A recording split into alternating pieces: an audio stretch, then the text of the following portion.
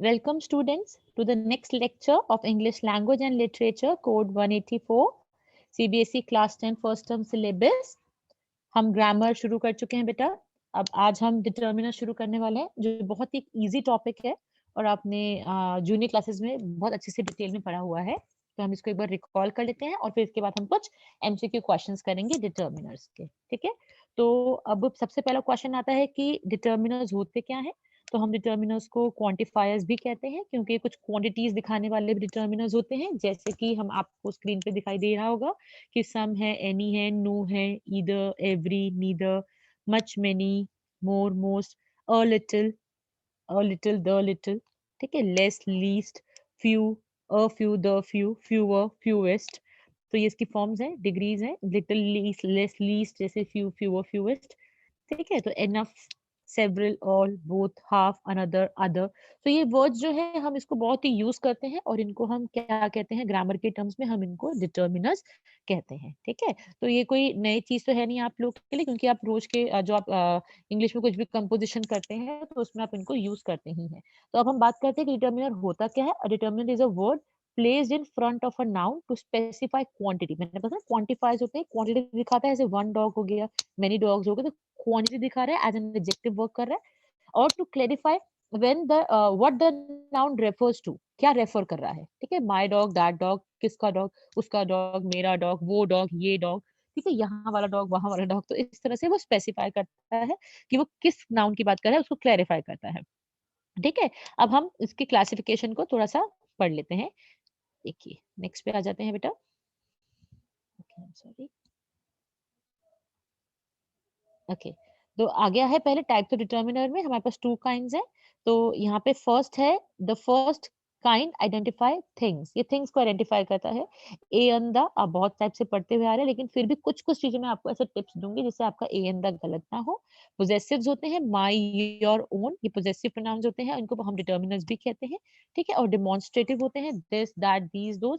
आपने बहुत junior class में पढ़ा है कि पास वाली चीज है तो दिस लगाएंगे, दूर वाली है तो दैट लगाएंगे, पास में ज्यादा है तो दीज लगाएंगे। इस तरह से हम छोटी छोटी बातों को पढ़ने वाले हैं। ठीक है, बहुत ही मुश्किल टॉपिक नहीं है, बहुत ही इजी टॉपिक है। तो आप ध्यान से समझेंगे तो आपको समझ आ जाएगा। ठीक है, चलिए हम आ गए हैं नेक्स्ट स्लाइड पे। हम यहाँ पे ए और एन के बारे में पढ़ रहे हैं, बहुत ध्यान से सुनिएगा। ठीक है, आप ये मत सोचिए कि आपने किया हुआ है, लेकिन हम कुछ ऐसी बातें करने वाले हैं जो आपने नहीं की हुई है। ठीक है, ए जो होता है वो कॉन्सोनेंट साउंड से जो पहले होता है उसको उसके साथ हम यूज करते हैं। कॉन्सोनेंट क्या होता है बेटा, हमारे जो इंग्लिश अल्फाबेट है उसमें हमारे पास 26 लेटर्स हैं। उसमें से जो हमारे 5 है वो वॉवल्स हैं, आपको पता ही है, जो है ए, ई, आई, ओ, यू, ये हमारे वॉवल्स हैं। तो इनको हम बोलते हैं वॉवल्स। और दूसरों को जो बचे हुए हमारे जो 26 में से 5 को माइनस करके 21 जो हमारे पास लेटर्स बचते हैं उनको हम कॉन्सोनेंट कहते हैं। ठीक है, तो कॉन्सोनेंट साउंड वाला जो वर्ड आता है उससे पहले हम क्या लगाते हैं बेटा, ए लगाते हैं। लेकिन आपको ये याद रखना है कि वो जो होता है वो एक काउंटेबल वर्ड होना चाहिए। जैसे कि यहाँ पे हमने लगाया अ हैट। अगर यहाँ पे अगर मैं अनकाउंटेबल कोई वर्ड लिख दूंगी, ठीक है, जैसे कि मैं लिख देती हूँ वाटर, वाटर को हम अनकाउंटेबल मानते हैं, तो हम इससे पहले अ वाटर नहीं लगा सकते हैं।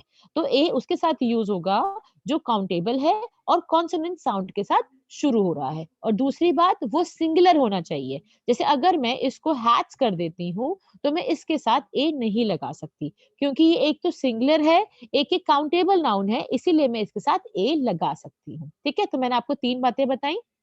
ए जो यूज हो रहा है वो ऐसे वर्ड के साथ यूज हो रहा है जिससे पहले कॉन्सोनेंट साउंड है और वो सिंगुलर है और वो काउंटेबल है। ठीक है, अब आप देखिए अ यूनिवर्सिटी आपने क्यों लगाया, जो क्योंकि यू जो है वो एक वॉवल है। तो आपने यूनिवर्सिटी से पहले ए क्यों लगाया, क्योंकि ए का जो साउंड होता है वो अ होता है। अ मतलब जैसे अगर मैं बोलती हूँ अम्ब्रेला, तो अम्ब्रेला को मैं यूम्ब्रेला नहीं बोल रही, मैं अम्ब्रेला बोल रही हूँ, क्योंकि जो यू का साउंड है वो अ है। ठीक है, हम फोनेटिक्स के हिसाब से देखते हैं, यू का साउंड अ होता है, इसलिए जहां पे यू का साउंड अ निकलेगा वहां पे हम एन लगाएंगे। जैसे मैंने बोला अम्ब्रेला, वहां पे हम एन लगाएंगे। लेकिन अगर यू अपना साउंड प्रोड्यूस नहीं कर रहा है बल्कि कॉन्सोनेंट का साउंड प्रोड्यूस कर रहा है, जैसे कि वाई, वाई का होता है य। ठीक है, वाई येलो है ना, तो यहाँ पे यूनिवर्सिटी में वो वाई का य का साउंड निकाल रहा है, इसीलिए यहाँ पे हमने ए लगाया है। सिमिलरली अगर हम यूरोपियन को भी देखेंगे तो ई का साउंड क्या होता है बेटा, हम ई के साउंड को कंसीडर करते हैं। अगर मैं ई का कोई वर्ड बोलती हूँ एग, तो ए, एह जो होता है वो ई का साउंड होता है, ई एह। तो यहाँ पे क्या साउंड आ रहा है? यूरोपियन में य आ रहा है क्योंकि यहाँ पे साइलेंट है। तो य की साउंड आ रही है। अगेन ये कॉन्सोनेंट की साउंड निकाल रहा है, इसलिए यहाँ पे ए आ रहा है। ठीक है? तो आपको ये याद रखना पड़ेगा कि वोवेल्स का साउंड होता क्या है? ए का ए, ठीक है? ई का ए, आई का ई, ओ का ओ, यू का अ। तो ये जो साउंड्स होते हैं, अगर इसके अलावा कोई और साउंड निकालेंगे तो इन वर्ड्स के साथ भी हमें ए लगाना पड़ेगा, लेकिन आपको क्या याद रखना है कि वो काउंटेबल होना चाहिए, दूसरी बात वो सिंगुलर होना चाहिए। तो ये 3 कंडीशंस आपको याद रखनी पड़ेगी, consonant sound, singular and countable nouns. ठीक है? अब हम एन को देख लेते हैं। एंड जहाँ पे जो वॉवल अपनी खुद की ही साउंड निकाल रहा है, वहाँ पे हम एन लगाएँगे। वर्ड्स बिगिनिंग विद वॉवल का मतलब है, बिगिनिंग विद वॉवल का मतलब वो नहीं है, वॉवल तो है ही, लेकिन एक वॉवल की साउंड भी आएगी। ठीक है? ठीक है? अब इसकी भी हम 3 कंडीशंस पढ़ेंगे। एन भी बेटा एक ही बात है, जैसे ए के साथ बात थी। एन भी एक तो काउंटेबल के साथ यूज़ होगा, ठीक है? काउंटेबल नाउन्स और सिंगुलर। फॉर एग्जांपल मैंने यहाँ पे यूज़ किया एन आइलैंड। आइलैंड हम काउंट कर सकते हैं, काउंटेबल नाउन है और एक आइलैंड है। अगर ये बन जाता है आइलैंड्स, अगर ये बन जाता है आइलैंड्स, तो मैं इसके साथ एन नहीं यूज़ कर सकती क्योंकि एन जो है वो एक चीज़ को दिखाता है। ठीक है? तो हमारी 3 कंडीशन फिर हो गई कि उसके पहले उसका साउंड वही आना चाहिए, ठीक है? जैसे अब मैं इसकी बात करूँ आर की, एन आवो, ठीक है? यहाँ पे मैं एन आवो क्यों लगा रही हूँ? क्योंकि एच जो है इसमें साइलेंट है, इसमें की साउंड आ रही है, उसकी एच की साउंड नहीं आ रही है, वोवेल की साउंड आ रही है, इसलिए मैं एन लगा रही हूँ।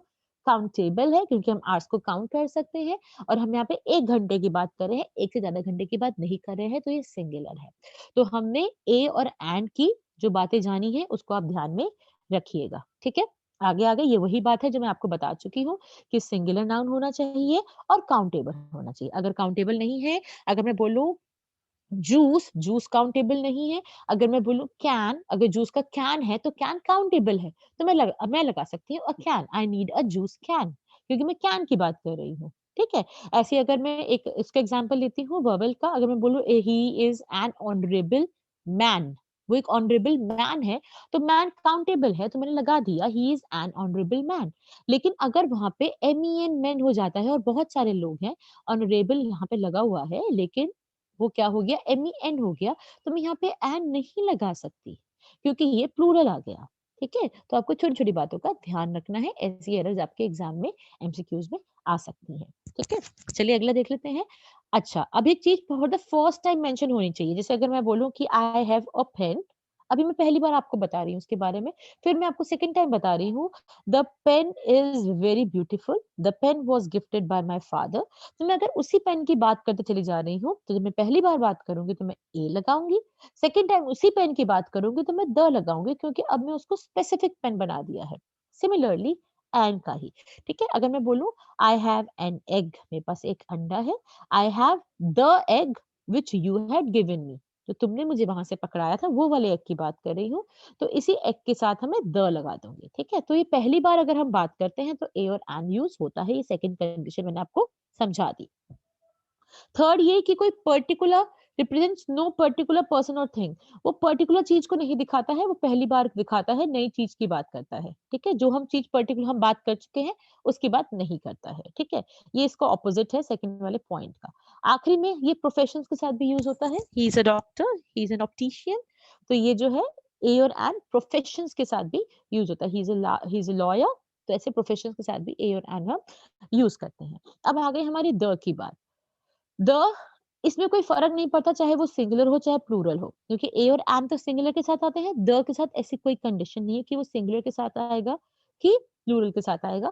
लेकिन हम उस चीज़ की बात करें जिसके बारे में हम जानते हैं या पर्टिकुलर बात कर रहे हैं तो उसके साथ हम द लगाते हैं। जैसे कि the keys on the table in the hallway, तो हम बात करें उस कीज़ की जो टेबल के ऊपर रखी है। हम किसी भी की बात नहीं कर रहे हैं, हम नई चीज़ की बात नहीं कर रहे हैं, हम एक उस की बात करें जिसको आप भी जानते हो, मैं भी जानती हूँ। जैसे मैं उसे अपने पेरेंट्स से आप कहते हैं मम्मा the key is lying in the अलमीरा, तो आप उस की बात कर रहे हैं जिसके बारे में आपकी मदर भी जानती है, आप भी जानते हैं।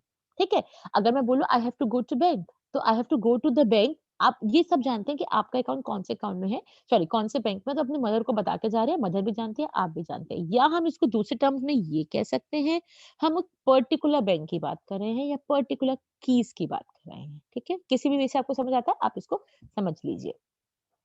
दूसरा कंडीशन आता है द वहाँ यूज़ होता है जो अपनी एक यूनिक चीज़ है, जो और नहीं है, एक ही है। जैसे the sun, the moon, the Sahara, ठीक है? तो इसके साथ हम ऐसे लगाते हैं। न्यूज़पेपर के नाम को सब भी आपने सुना होगा द हिंदुस्तान टाइम्स ऐसे करके हम लगाते हैं, ठीक है? तो ए एंड द आर्टिकल्स जो हमने पढ़े हैं, आर्टिकल्स भी डिटरमिनर्स का ही पार्ट है।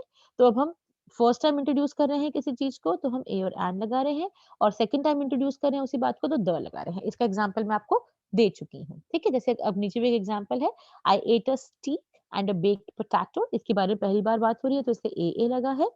ठीक है? For the dinner I really enjoyed the steak and the baked potato तो हमने सेकंड टाइम उसी चीज़ की बात करी है तो हमने वहाँ पे क्या लगा दिया बेटा? द लगा दिया। ठीक है? होपफुली आपको समझ आ गया ये वाला पॉइंट। हम आगे आ जाते हैं। अब हमारे पास कुछ एक्सरसाइज़ है उसको हम करेंगे तो आपको समझ आ जाएगा अच्छे से कि यहाँ पे क्या आना चाहिए। चलिए बताइए।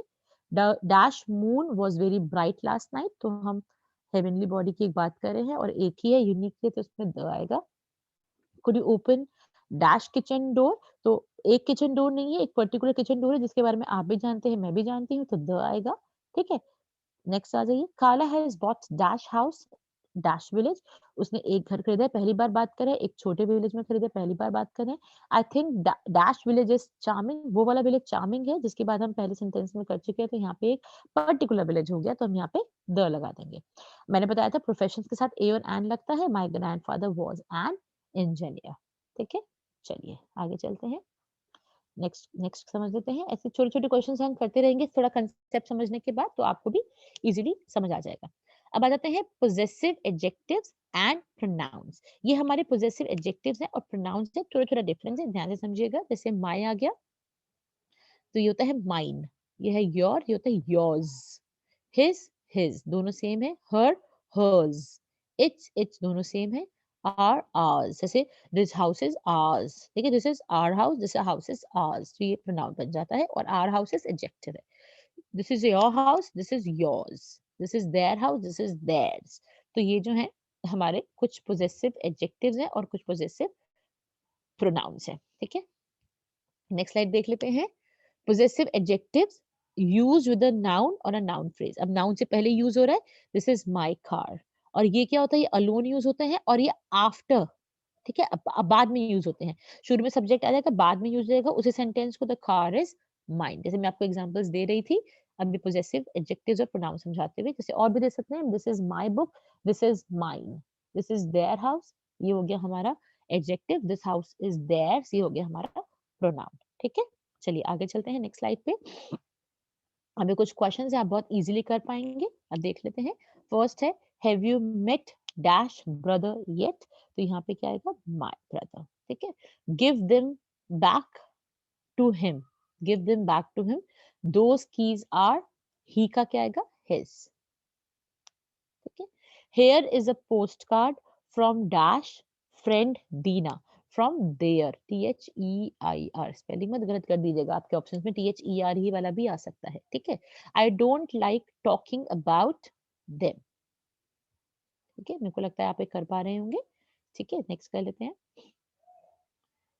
She has a computer on on her desk ठीक है आर दीज बुक्स क्या आएगा योर आएगा कि योर्स आएगा योर्स आएगा हमें यहाँ पे प्रोनाउन लगाना है your garden looks amazing so much better than यहाँ पे भी आपको प्रोनाउन लगाना है माइन ठीक है नेक्स्ट है they spend dash money on junk food they spend their money यहाँ पे आ गया हमारा एडजेक्टिव ठीक है बहुत इजीली आप कर पाएंगे उसको आगे चलते हैं ये है हमारे डेमोन्स्ट्रेटिव प्रोनाउंस डेमोन्स्ट्रेटिव प्रोनाउंस आपने पढ़ा हुआ है बचपन में भी कि दिस होता है नियर वाला एक चीज और पास में है आपके तो अब आप दिस लगाएंगे ऐसे दिस इज माय पेन और that is your pen these are my books those are your books तो जो पास है दिस जो दूर है वो दैट जो पास है दीज ज्यादा में दूर है दोस्त तो ये चारों चीजें आपको यहाँ पे समझाई हुई है ठीक है अब इससे रिलेटेड हमारे पास एक कुछ क्वेश्चन है वो कर लेते हैं